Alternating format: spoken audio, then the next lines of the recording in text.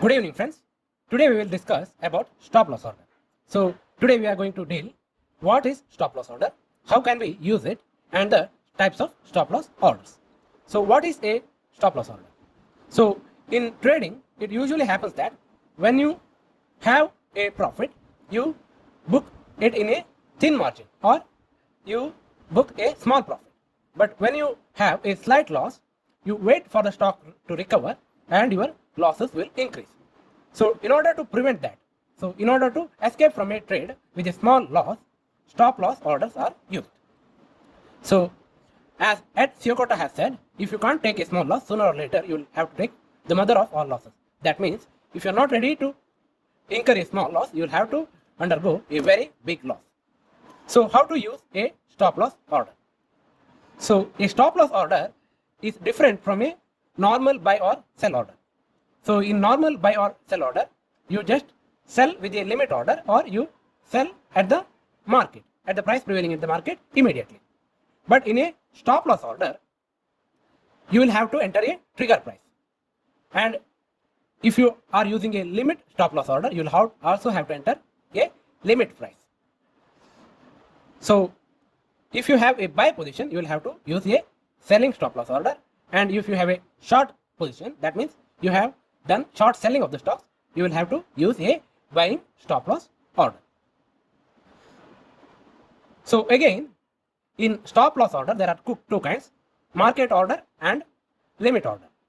So in market order, as soon as the trigger price is reached, the stock is sold immediately at the market price. And in the limit stop loss order, you have to enter the trigger price and also enter the limit price. And as the trigger price is reached, the stop loss order will be activated and the stock will be sold after that. Let us understand the stop loss market order with the help of an example. Suppose you have bought a stock. So what you have to enter is a selling stop loss order. And the maximum loss that you can take is rupees 3.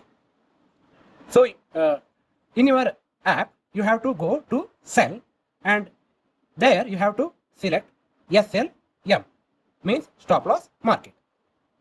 And you have to select the trigger price as 97 because maximum loss you can take is only rupees 3, 100 minus 3, 97. So 97 will be your trigger price.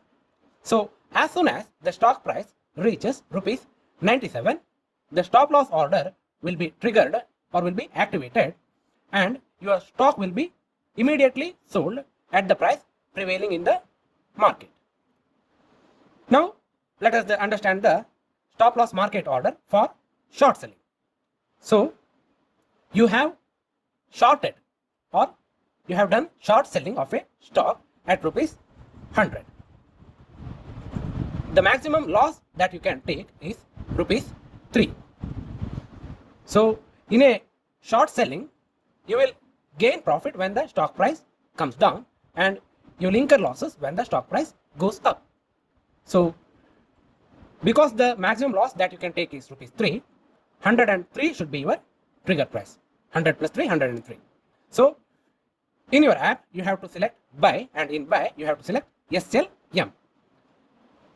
So you have triggered your stop loss and as soon as the stock price rupees 103, your stop loss order will be triggered or will be activated and as soon as the stock price reaches 103, it will be sold at the price prevailing in the market or at the market price.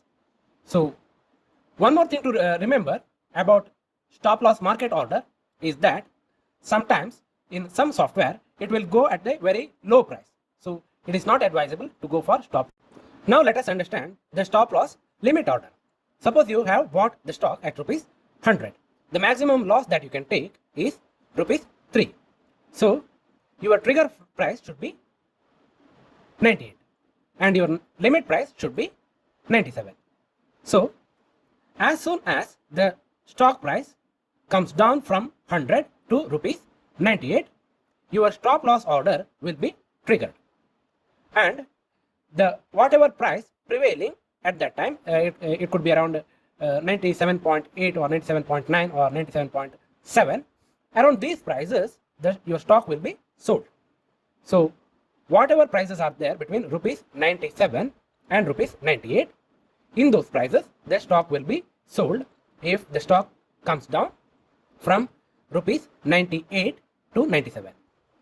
It should be noted that if the stock price suddenly jumps from 98.5 to 96.5, then your stop loss order will be useless, because it has never entered that range of rupees 97 to rupees 98. So you should be careful while selecting your trigger price and limit price. It should be large enough so that the stop loss order is executed. Let us understand the same thing with short selling. So you have short selling the stock at rupees 100. So the maximum loss that you can take is rupees 3. So the trigger price should be 102 and the limit price should be 103. So as soon as the stock reaches rupees 102, the stop loss order will be triggered and the share will be sold in the prices between rupees 102 and rupees 103. Just like other types of orders which are valid for only one day, stop loss orders are also valid for only one day. So if you have to enter the stop loss order the next day, you will have to enter the stop loss order again.